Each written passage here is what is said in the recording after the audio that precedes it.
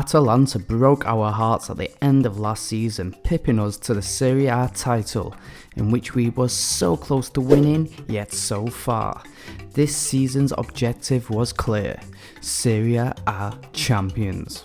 We would wave goodbye to an array of players. Lozano went to West Ham for 20 million, Lobotka went to Spurs for 40 million, Politano was sold for 30 million, and Rui left for Zenit, which meant we had made 90 million through sales this summer. With all the sales, incomings were needed, and we started with Gagliardini and Carnesecchi on free transfers, Verratti to replace Lobotka, Shelder for 7.5 million, Scalvini for 30 million to bolster the defence, Berardi to replace Politano, and DeMarco at left back. Here we go. And then there was star signing James Maddison for 40 million from a relegated Leicester City. We would continue the season with the same tactic that we finished the season with, and would start the season without our star player Osimhen. A trip to the San Siro was up first, and we started superbly through a Raspadori goal. Maddison would then double our lead on his debut, with Anguissa putting us 3 ahead inside the first half, although Leao did get a late consolation goal. Our early season form was good, as we faced last season's champions next. They had drew their last 5, so we was hoping to break that spell. Maybe not then. Up next were Cremazzoni, who had shocked us last season with a 2-0 victory against us. We would be out for a revenge this time out. Maddison would give us the early lead, however they managed to equalise and officially become our bogey team. Not again. We would stay undefeated in the league until the winter break, in which we was offered a new contract at the club. Don't mind if I do. Victor Osimhen would win the World Player of the Year after a superb 18 months in Naples. Spezia would give us our first real test after the break and would take the lead inside the first minute.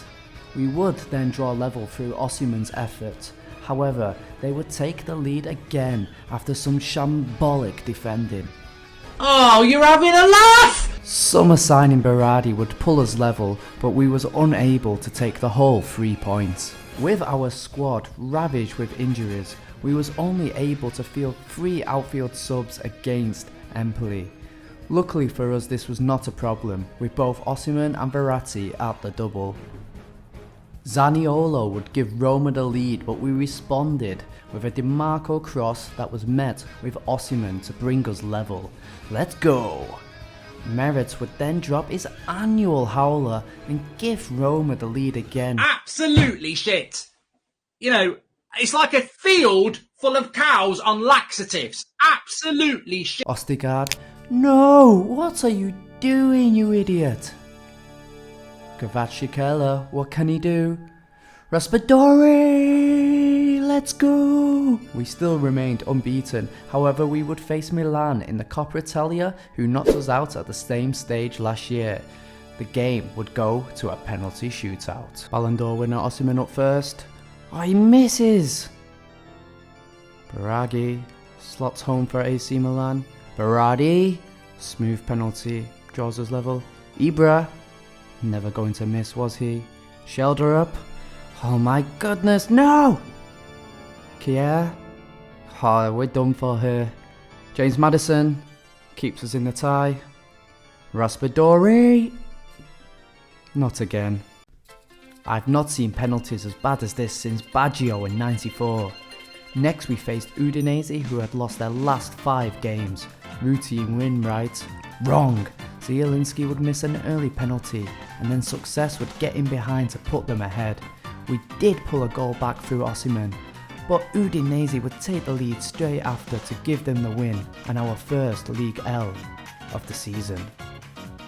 We would bounce back strongly, going on a good run of form, but would be without 3 key players against title rivals Inter. We did manage to take the lead in this game, but our summer target Coleman would draw into level. We was made to rue turning up the opportunity to sign him, as he then got a second and won the game for Inter. Our lead at the top was cut to 2 points with 8 games to go. We would draw Manchester City in the Champions League quarter-finals. Facing Haaland was a daunting prospect, however we did get 4 points against them in the group stage, in a group that we topped, therefore confidence was high. That confidence was misleading as City blitzed through us. Stop! Just please stop! I beg! Stop! No! Please! City dominated and Osimhen went missing in a big game. We would need to pick ourselves up for the second leg and we would start to hope after taking the lead.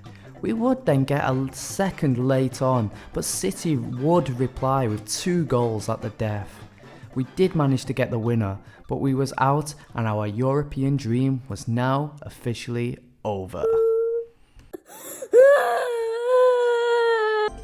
Vlahovic had been taking Serie A by storm, and we had the job of keeping him quiet next. Osimhen would put us 1 ahead, and Berardi would soon make that 2. Osimhen finished proceedings with his second, giving us a comfortable win against Juve. 5 games to go, we was 3 points ahead, but Inter had a game in hand, but with 2 0-0 draws against poor opposition, Inter were now in the driving seat, sitting 4 points behind us with 2 games in hand. Inter would however run into trouble, as draws against Sampdoria and AC Milan followed for them. Our toughest game in the title running was next. Mr. Dependable Osimhen put us ahead with a scruffy finish. After great pressing, we would then get a second through Giacomo Raspadori, and this goal would ultimately be enough after Tammy drew a goal back from the spot. With our win, Inter needed a win to stay in the fight. However, Cittadella would get a shock win, which would now gift us the Serie A title.